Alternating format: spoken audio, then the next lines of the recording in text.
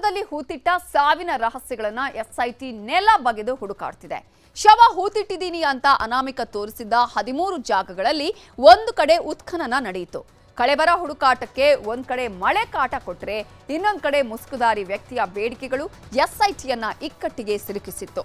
ಬೆಳಗ್ಗೆಯಿಂದ ಏನೇನಾಯ್ತು ಅನ್ನೋದನ್ನ ಮೊದಲು ತೋರಿಸ್ತೀವಿ ನೋಡಿ.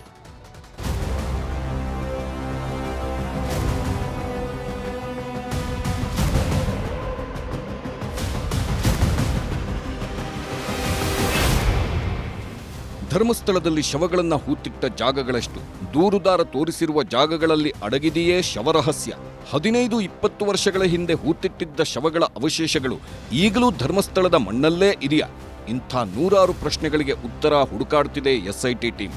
ನಾನೇ ನೂರಾರು ಶವಗಳನ್ನು ಹೂತು ಹಾಕಿದ್ದೀನಿ ಅಂದಿದ್ದ ಮುಸುಕುಧಾರಿಯನ್ನ ನಿನ್ನೆಯಷ್ಟೇ ನೇತ್ರಾವತಿ ನದಿಯ ಸ್ನಾನಘಟ್ಟದ ಬಳಿಗೆ ಕರೆತಂದಿದ್ರು. ಒಟ್ಟು 13 ಕಡೆ 13 ಶವಗಳನ್ನು ಹೂತಿದ್ದೀನಿ ಅಂತ ಅನಾಮಿಕ ಮುಸುಕುಧಾರಿ ತೋರಿಸಿದ್ದ. ಆ ಜಾಗಗಳನ್ನೆಲ್ಲ ಮಾರ್ಕ್ ಮಾಡಿ ರಾತ್ರಿಯಿಡೀ ಶಸ್ತ್ರಾಸ್ತ್ರಗಳ ಜೊತೆ ನಕ್ಸಲ್ ನಿಗ್ರಹ ಪಡೆಯನ್ನು ಭದ್ರತೆಗೆ ಹಾಕಿದ್ರು. ಇವತ್ತು ಅದೇ ಜಾಗದಲ್ಲಿ ಅಸ್ಥಿಪಂಜರಗಳಿಗಾಗಿ, ಕಳೇಬರಗಳು, ಸಾಕ್ಷಿಗಳಿಗಾಗಿ ಸಮಾಧಿ ಅಗೆಯುವ ಕೆಲಸ ಶುರುವಾಯಿತು. ಬೆಳಿಗ್ಗೆ 8 ಗಂಟೆ ಧರ್ಮಸ್ಥಳದಲ್ಲಿ ಶವ ಹೂತಿಟ್ಟ ಪ್ರಕರಣದಲ್ಲಿ ಮಣ್ಣು ಅಗೆಯೋಕೆ ಕೆಲಸಗಾರರನ್ನ ಕಳಿಸೋಕೆ ಎಸ್ಐಟಿ ಮನವಿ ಮಾಡಿತ್ತು. ಬೆಳಿಗ್ಗೆ 8 ಗಂಟೆ ಸುಮಾರಿಗೆ ಗ್ರಾಮ ಪಂಚಾಯತ್ನವರು 12 ಜನರನ್ನ ರೆಡಿ ಮಾಡಿದ್ದರು. ಸಮಾಧಿ ಮಾಡಿದ್ದ ಜಾಗ ಅಗೆಯಲು ಕೆಲಸಗಾರರು ಬಂದ್ರು. ಕಂದಾಯ ಇಲಾಖೆ ಅಧಿಕಾರಿಗಳೇ ಬರಲಿಲ್ಲ. ಕಾದು ಕಾದು ಸುಸ್ತಾದ ಎಸ್ಐಟಿ ಅಧಿಕಾರಿಗಳು ಸರಿಸುಮಾರು 9:30 ವೇಳೆಗೆ ಕಂದಾಯ ಇಲಾಖೆಯವರನ್ನ ಭೇಟಿ ಮಾಡಿ ಮಾತುಕತೆ ನಡೆಸಿದ್ರು. ಬೆಳಗ್ಗೆ 11 ಗಂಟೆ ಧರ್ಮಸ್ಥಳದ ನೇತ್ರಾವತಿ ನದಿ ಭಾಗದ ಕಾಡಿನಲ್ಲಿ ಅವಶೇಷಗಳನ್ನ ಹುಡುಕಲು ಟೀಮ್ ರೆಡಿಯಾಯಿತು. ಸಮಾಧಿ ಅಗೆಯಲು ಸಿದ್ಧರಾಗಿದ್ದ 12 ಗುತ್ತಿಗೆ ಕಾರ್ಮಿಕರನ್ನ ಮೊದಲು ಧರ್ಮಸ್ಥಳ ಠಾಣೆಗೆ ಕರ್ಕೊಂಡು ಬಂದ್ರು. ಗುಂಡಿ ಅಗೆಯೋದು ಹೇಗೆ, ಅವಶೇಷಗಳು ಸಿಕ್ಕಿದ್ರೆ ಏನು ಮಾಡಬೇಕು, ಪ್ರಕರಣ ಎಷ್ಟು ಗಂಭೀರವಾಗಿದೆ, ಗುಂಡಿ ಅಗೆಯೋ ವಿಷಯವನ್ನ ಯಾಕೆ ಹೇಗೆ ಗೌಪ್ಯವಾಗಿ ಇಡಬೇಕಂತ ತಿಳಿಸಿ ಹೇಳಿದ್ರು. ಬೆಳಿಗ್ಗೆ 11:40 ಬೆಳಿಗ್ಗೆ 11 ಗಂಟೆ 40 ನಿಮಿಷಕ್ಕೆ ಬೆಳ್ತಂಗಡಿ ಪೊಲೀಸ್ ಠಾಣೆಯಿಂದ ಅನಾಮಿಕನನ್ನ ಭದ್ರತೆಯಲ್ಲಿ ಕರ್ಕೊಂಡು ಹೊರಟ್ರು. 11 ಗಂಟೆ 50 ನಿಮಿಷಕ್ಕೆ ಸರಿಯಾಗಿ ನಿನ್ನೆ ಎಲ್ಲೆಲ್ಲಿ ಶವ ಹೂತಿದ್ದೆ ಅಂತ ಪಾಯಿಂಟ್ ಮಾಡಿಸಿದ್ನೋ ಅದೇ ಜಾಗಕ್ಕೆ ಅನಾಮಿಕನನ್ನ ಕರ್ಕೊಂಡು ಬಂದ್ರು. ನಿನ್ನೆಯ ರೀತಿಯಲ್ಲೇ ಇವತ್ತು ಅನಾಮಿಕನಿಗೆ ಮುಸುಕು ಹಾಕಿಸಿದ್ರು ಪೊಲೀಸರು. ಅನಾಮಿಕನ ಜೊತೆಗೆ ಭದ್ರತಾ ಸಿಬ್ಬಂದಿ, ಎಫ್ಎಸ್ಎಲ್ ಅಧಿಕಾರಿಗಳು, ಸೋಕೋ ಪಡೆ, ಗರುಡ ಭದ್ರತಾ ಪಡೆ, ಕಂದಾಯ ಇಲಾಖೆ, ಅರಣ್ಯ ಇಲಾಖೆ ಅಧಿಕಾರಿಗಳು ಬಂದಿದ್ರು. ಬೆಳಿಗ್ಗೆ 11:50 ಧರ್ಮಸ್ಥಳ ಸ್ನಾನಘಟ್ಟದ ಬಳಿ ಪಾಯಿಂಟ್ ನಂಬರ್ 1ನಲ್ಲಿ ಉತ್ಖನನದ ಕೆಲಸ ಶುರುವಾಯಿತು. ಕಳೇಬರಗಳು ಸಿಕ್ಕಿದ್ರೆ ಅದನ್ನ ಸಂಗ್ರಹಿಸಿಕೊಳ್ಳಲು ಬಟ್ಟೆಗಳು, ಪ್ಲಾಸ್ಟಿಕ್ ಕವರ್ಗಳನ್ನು ತಂದ್ರು. ಕೊನೆಗೆ ಗುರುತು ಮಾಡಿದ್ದ ಕಾಡಿನ ಮಧ್ಯಭಾಗದಲ್ಲಿ ಸಮಾಧಿ ಮಾಡಿದ್ದು ಇಲ್ಲೇ ಅಂತ ಅನಾಮಿಕ ತೋರಿಸಿದ ಜಾಗದಲ್ಲಿ ಗುಂಡಿ ಅಗೆಯೋ ಕೆಲಸ ಶುರು ಮಾಡಿದ್ರು. 6 ಅಡಿ ಉದ್ದ 6 ಅಡಿ ಅಗಲದ ಗುಂಡಿ ತೆಗೆಯಲು ಎಸ್ಐಟಿ ಅಧಿಕಾರಿಗಳು, ಎಫ್ಎಸ್ಎಲ್ ಅಧಿಕಾರಿಗಳು ಸೂಚಿಸಿದ್ರು. ಕೆಲಸಗಾರರು ಗುಂಡಿ ತೆಗೆಯಲು ಉತ್ಖನನ ಶುರು ಮಾಡುತ್ತಿದ್ದಂತೆ ಮಳೆ ಆರಂಭವಾಯಿತು. ಕೊನೆಗೆ ಛತ್ರಿಗಳನ್ನು ಹಿಡಿದು ಮಣ್ಣು ಅಗೆಯೋ ಕೆಲಸವನ್ನೂ ಶುರು ಮಾಡಿದ್ರು. 3 ಅಡಿ ಅಗಲ 3 ಅಡಿ ಉದ್ದದಷ್ಟು ಗುಂಡಿ ಅಗೆದಾಗ ಸಮಸ್ಯೆ ಶುರುವಾಯಿತು. ಒಂದು ಕಡೆ ಮಳೆ, ಇನ್ನೊಂದು ಕಡೆ ಭೂಮಿಯಿಂದ ಉಕ್ಕಿ ಬರ್ತಿದ್ದ ನೀರಿನಿಂದ ಸಮಸ್ಯೆ ಶುರುವಾಯಿತು. 3 ಅಡಿ ಗುಂಡಿ ತೆಗೆಯಲು ಹೆಚ್ಚು ಕಮ್ಮಿ 90 ನಿಮಿಷಕ್ಕೂ ಜಾಸ್ತಿ ಟೈಮ್ ಹಿಡಿಯಿತು. ಮಧ್ಯಾಹ್ನ 1:25 3 ಅಡಿಯಷ್ಟು ಗುಂಡಿ ತೆಗೆದ್ರೂ ಒಂದು ಸಣ್ಣ ಸಾಕ್ಷಿನೂ ಸಿಗಲಿಲ್ಲ. ಎಫ್ಎಸ್ಎಲ್ ಟೀಮ್ಗೂ ಯಾವ ಕುರುಹುಗಳೂ ಪತ್ತೆಯಾಗಲಿಲ್ಲ. ಆಗ ಎಸ್ಐಟಿ ಹಿರಿಯ ಅಧಿಕಾರಿಗಳು ಮುಸುಕುಧಾರಿ ಅನಾಮಿಕನಿಗೆ ಸಾಲು ಸಾಲು ಪ್ರಶ್ನೆ ಹಾಕಿದ್ರು. ಶವವನ್ನ ಇದೇ ಜಾಗದಲ್ಲಿ ಹೂತಿದ್ದು ನಿಜಾನ? ಇಲ್ಲೇ ಹೂತಿದ್ರೆ ಎಷ್ಟು ಅಡಿ ಆಳ ತೆಗೆದು ಹೂತಿದ್ದೆ? ಇನ್ನೂ ಎಷ್ಟು ಅಡಿವರೆಗೂ ಗುಂಡಿ ತೋಡಬೇಕು ಹೇಳುವಂತ ಅನಾಮಿಕನಿಗೆ ಅನುಚೇತ್ ಪ್ರಶ್ನೆ ಹಾಕಿದ್ರು. 5-6 ಅಡಿ ಗುಂಡಿ ತೆಗೆದು ಶವವನ್ನ ಹೂತಿದ್ದ ನೆನಪಿದೆ, ಹೀಗಾಗಿ ಇನ್ನೂ 3-4 ಅಡಿ ತೆಗೆಸಿ ಎಂದಿದ್ದ ಅನಾಮಿಕ. ಇದೇ ಮಾಹಿತಿ ಅಧಿಕಾರಿಗಳಿಂದ ಡಿಐಜಿ ಎಂಎನ್ ಅನುಚೇತ್ ಅವರಿಗೆ ದೊರಕಿದೆ. ಮಧ್ಯಾಹ್ನ 1:50 ಫೋನ್ ಕಾಲ್ ಬರ್ತಿದ್ದಂತೆ ನೇತ್ರಾವತಿ ಸ್ನಾನಘಟ್ಟದ ಉತ್ಖನನ ಜಾಗಕ್ಕೆ ಡಿಐಜಿ ಎಂಎನ್ ಅನುಚೇತ್ ಬಂದ್ರು. ಪಾಯಿಂಟ್ ನಂಬರ್ 1ರಲ್ಲಿ ನಡೆಯುತ್ತಿದ್ದ ಸಮಾಧಿ ಅಗೆಯೋ ಜಾಗಕ್ಕೆ ಬಂದ್ರು. ಕಳೇಬರ ಸಿಕ್ಕಿದ್ಯಾ ಇಲ್ವಾ, ಏನಾದ್ರೂ ಸಾಕ್ಷಿ ಸಿಕ್ತಾ ಇಲ್ವಾ ಅಂತ ಎಸ್ಪಿ ಜಿತೇಂದ್ರ ಅವರಿಂದ ಮಾಹಿತಿ ಪಡೆದ್ರು. ಹೆಚ್ಚು ಕಮ್ಮಿ 10-15 ನಿಮಿಷ ಎಫ್ಎಸ್ಎಲ್ ಟೀಮ್, ವೈದ್ಯರ ತಂಡ ಮತ್ತು ಸೋಕೋ ಟೀಮ್ ಜೊತೆ ಚರ್ಚೆ ಮಾಡಿದ್ರು. ಮಧ್ಯಾಹ್ನ 2:20 ಎಸ್ಐಟಿ ಮುಖ್ಯಸ್ಥ ಪ್ರಣವ್ ಮೊಹಂತಿ ಅವರಿಗೆ ಅನುಚೇತ್ ಎಲ್ಲ ವರದಿಯನ್ನ ಫೋನ್ ಮೂಲಕವೇ ಕೊಟ್ಟರು. ಆಮೇಲೆ ಪ್ರಣವ್ ಮೊಹಂತಿ ಅವರಿಂದ ಗೋ ಅಹೆಡ್ ಅಂತ ಆದೇಶ ಬಂತು. ಆಮೇಲೆ ಡಿಐಜಿ ಅನುಚೇತ್ ಅವರೇ ಘಟನಾ ಸ್ಥಳದಲ್ಲಿ ಆ ಕಡೆ ಈ ಕಡೆ ಓಡಾಡಿದ್ರು.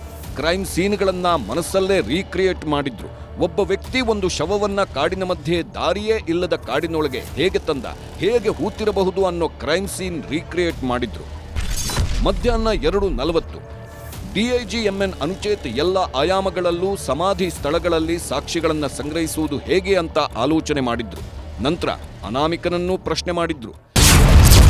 ಇದೇ ಜಾಗದಲ್ಲಿ ಶವ ಹೂತಿದ್ದೀನಿ ಅಂತ ಹೇಳುತ್ತಿದ್ದೀರಾ, ಎಲ್ಲಿ ಸರಿಯಾಗಿ ಹೇಳಿ ಅಂತ ಅನಾಮಿಕನನ್ನ ಡಿಐಜಿ ಪ್ರಶ್ನಿಸಿದ್ರು. ಇಲ್ಲಿವರೆಗೂ 4 ಅಡಿಯಷ್ಟು ಸುತ್ತಳತೆ ಅಗೆಯಲಾಗಿದೆ, ಯಾವ ಕುರುಹುಗಳೂ ಸಿಕ್ಕಿಲ್ಲ, ಮತ್ತೆ ಯೋಚಿಸಿ ಹೇಳಿ ಅಂತ ಮುಸುಕುಧಾರಿಗೆ ಕೇಳಿದ್ರು. ಆಗ ಮಾಸ್ಕ್ ಮ್ಯಾನ್, ಇದೇ ಜಾಗದಲ್ಲೇ ಶವ ಹೂತಿದ್ದು ನನಗೆ ಚೆನ್ನಾಗಿ ನೆನಪಿದೆ, ಮಳೆ ನೀರು ನದಿ ನೀರಿನಿಂದ ಮಣ್ಣು ಶೇಖರಣೆ ಆಗಿದೆ ಅನ್ಸುತ್ತೆ, ಕನಿಷ್ಠ 8 ರಿಂದ 10 ಅಡಿ ಆಳವನ್ನ ಇದೇ ಜಾಗದಲ್ಲಿ ಅಗೆದು ನೋಡಿ, ಜೆಸಿಬಿಯಿಂದ ಅಗೆಸಿ ಸಾಕ್ಷಿ ಸಿಗುತ್ತೆ ಅಂತ ಅನುಚೇತ್ ಅವರಿಗೆ ಸಲಹೆ ಕೊಟ್ಟ.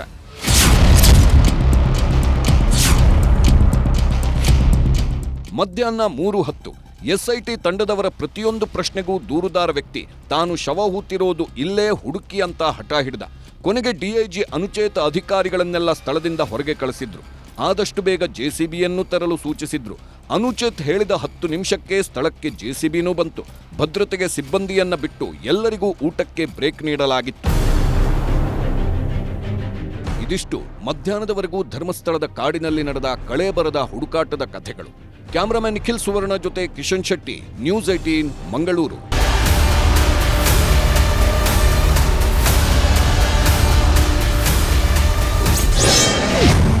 ಜೋರು ಮಳೆ ಮಧ್ಯೆ ಧರ್ಮಸ್ಥಳದಲ್ಲಿ ಮತ್ತೆ ಶೋಧ. ಧರ್ಮಸ್ಥಳ ಸುತ್ತ ಶವಗಳನ್ನ ಹೂತಿಟ್ಟಿದ್ದೇನೆ, ಇಲ್ಲಿ ಅಗೀರಿ ಅಲ್ಲಿ ಅಗೀರಿ ಅಂತ ಮುಸುಕುಧಾರಿ ಸಾಕ್ಷಿದಾರ ವ್ಯಕ್ತಿ ಎಸ್ಐಟಿ ಅಧಿಕಾರಿಗಳಿಗೆ ಹೇಳಿದ್ದ. 13 ಜಾಗಗಳನ್ನು ಗುರುತು ಮಾಡಿಸಿದ್ದ. ಎಸ್ಐಟಿ ಅಧಿಕಾರಿಗಳು 12 ಜನ ಗುಂಡಿ ಅಗೆಯೋರನ್ನ ಕರ್ಕೊಂಡು ಅನಾಮಿಕ ಗುರುತು ಮಾಡಿಸಿದ್ದ 13 ಜಾಗಗಳ ಪೈಕಿ ಮೊದಲು ಗುರುತು ಮಾಡಿದ್ದ ಪಾಯಿಂಟ್ 1ರಲ್ಲಿ ಬೆಳಗ್ಗೆಯಿಂದ ಮಧ್ಯಾಹ್ನದವರೆಗೂ ಅಗೆದರೂ ಏನೂ ಸಿಗಲಿಲ್ಲ. ಕೊನೆಗೆ ಅನಾಮಿಕನ ಅಣತಿಯಂತೆ, ಆತನ ಮನವಿಯಂತೆ ಅವನ ಉಪಸ್ಥಿತಿಯಲ್ಲಿ ಮುಸುಕುದಾರಿಯ ಕಣ್ಣೆದುರೇ ಅಗೆದರೂ ಏನೂ ಸಿಕ್ಲಿಲ್ಲ.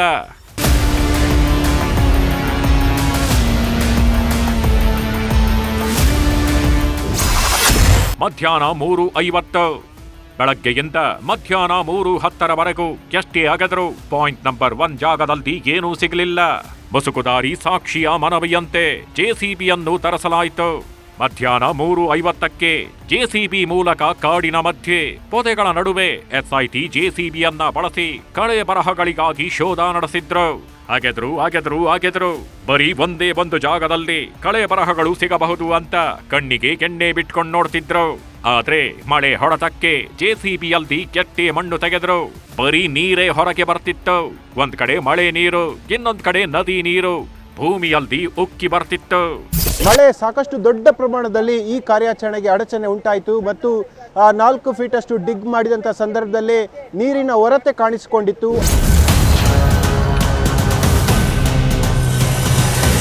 ಆ ದೊಡ್ಡ ಗಿಡ ಗಂಟಿಗಳ ಆ ಕಡೆ ಅದರ ಮರೆಯಲ್ಲಿ ಜೆಸಿಬಿ ಕೆಲಸವನ್ನ ಮಾಡ್ತಾ ಇದೆ.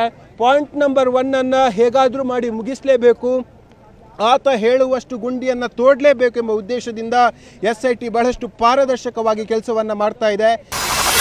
ಸಂಜೆ 5:30 ಮುಸುಕುದಾರಿ ವ್ಯಕ್ತಿ ಹೇಳಿದ ಕಡೆಯಲ್ಲ ಭೂಮಿ ಅಗೆಯೋ ಕೆಲಸ ಶುರುವಾಯಿತು. ಎಸ್ಐಟಿ ಅಧಿಕಾರಿಗಳು ಮುಸುಕುದಾರಿಯ ಎಲ್ಲ ಬೇಡಿಕೆಗಳಿಗೂ ಅಷ್ಟು ಅಂತಿದ್ರು. ಮುಸುಕುದಾರಿ ಹೇಳಿದಂತೆ ತೋರಿಸಿದ ಕಡೆಯಲ್ಲ ಅಗೆದ್ರು. ಎಸ್ಐಟಿ ಅಧಿಕಾರಿಗಳು ನನ್ನ ಮಾತು ಕೇಳಲಿಲ್ಲ, ನಾನು ಹೇಳಿದ ಕಡೆ ಅಗೆಯಲಿಲ್ಲ ಅಂತ ಆರೋಪ ಮಾಡಬಾರದು ಅಂತ ತನಿಖೆಗೆ ಎಸ್ಐಟಿ ಅಧಿಕಾರಿಗಳೇ ಸಹಕರಿಸಿದ್ರು. ಸಂಜೆ 5:30 ಯಾವ ಕುರುಹು ಸಿಗಲಿಲ್ಲ. ಮೊದಲು ಸುಮಾರು 12 ಮಂದಿ ಕೂಲಿ ಆಳಿಗಳು ಬಂದರು, ಅಗಕ್ಕೆ ಪ್ರಾರಂಭ ಮಾಡಿದ್ರು. 3 ಅಡಿ ಹೋಗ್ತಾ ಇದ್ದಂತೆ ಮಳೆ ಬರ್ತಾ ಇದ್ದಂತೆ ನೀರು ತುಂಬಿಕೊಳ್ತಾ ಇತ್ತು. ಹೀಗಾಗಿ ಈಗ ಜೆಸಿಪಿಯನ್ನು ತರಿಸಿದ್ದಾರೆ. ನೀವು ನೋಡ್ಬೋದು, ಜೆಸಿಪಿ ಮೂಲಕವಾಗಿ ಅಲ್ಲಿ ಆ ಒಂದು ಮಣ್ಣನ್ನು ಅಗೆಯುವಂಥ ಕೆಲಸವನ್ನು ಮಾಡ್ತಾ ಇದ್ದಾರೆ.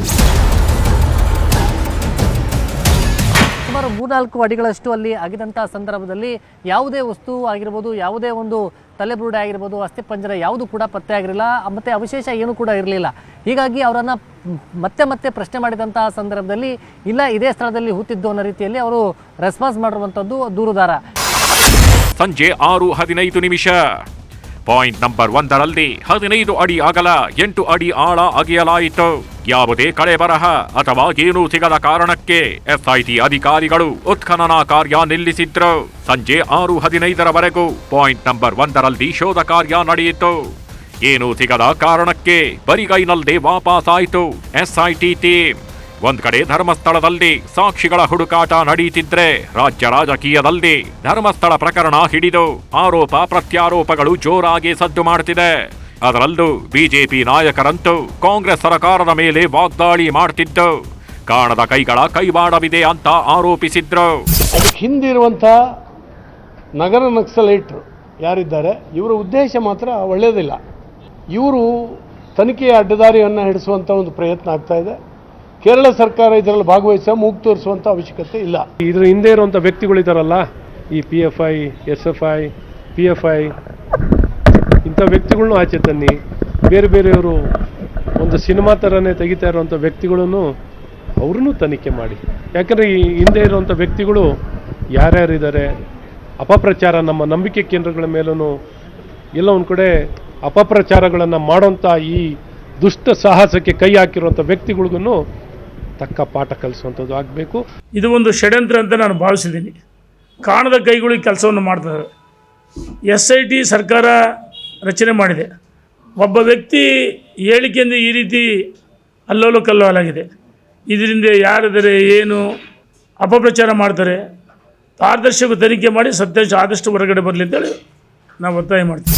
ಬಿಜೆಪಿಯವರ ಆರೋಪಕ್ಕೆ ಗೃಹ ಸಚಿವ ಪರಮೇಶ್ವರ್ ಕೂಡ ಉತ್ತರ ಕೊಟ್ಟರು. ಪ್ರಕರಣವನ್ನು ಗಂಭೀರವಾಗಿ ಪರಿಗಣಿಸಿರುವ SIT ತನಿಖೆ ಮಾಡ್ತಿದೆ, ನಾವ್ಯಾರು ಮಧ್ಯಪ್ರವೇಶಿಸಲ್ಲ ಅಂದ್ರು. ತನಿಖೆ ಮುಂದುವರಿಯುತ್ತೆ.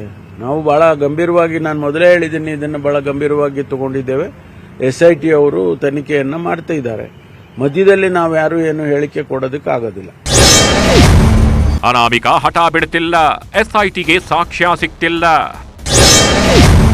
ನಾಳೆಯೂ ಉಳಿದ ಜಾಗಗಳಲ್ಲಿ ಹುಡುಕಾಟ. ಅನಾಮಿಕ ದೂರುದಾರ ಹೇಳಿರುವ ಜಾಗದಲ್ಲಿ ನಿಜಕ್ಕೂ ಶವಗಳು ಇವೆಯಾ ಅಥವಾ ಆತ ತಪ್ಪು ಮಾಹಿತಿ ನೀಡಿದ್ದಾನೆಯೇ ಎನ್ನುವುದು ಸಮಾಧಿಗಳನ್ನ ಅಗೆದ ನಂತರ ಗೊತ್ತಾಗಲಿದೆ. ಮೊದಲ ದಿನ ಕೇವಲ ಒಂದೇ ಒಂದು ಜಾಗದಲ್ಲಿ ಮಾತ್ರ ಅಗೆಯಲಾಗಿದೆ. ಹೀಗಾಗಿ ನಾಳೆಯಿಂದ ದಿನಕ್ಕೊಂದೇ ಜಾಗದಲ್ಲಿ ಅಗೀತಾರಾ ಅಥವಾ ಏಕಕಾಲದಲ್ಲಿ ಉಳಿದ ಪಾಯಿಂಟ್ಗಳಲ್ಲಿ ಅಗೆಯುವ ಕೆಲಸ ಮಾಡ್ತಾರಾ ಅನ್ನೋದೇ ಸದ್ಯಕ್ಕಿರುವ ಕುತೂಹಲ. ಕ್ಯಾಮರಾಮನ್ ಗುರುಶೇಖರ್ ಜೊತೆ ಗಂಗಾಧರ್ ವಾಗಟ, ನ್ಯೂಸ್ 18 ಮಂಗಳೂರು.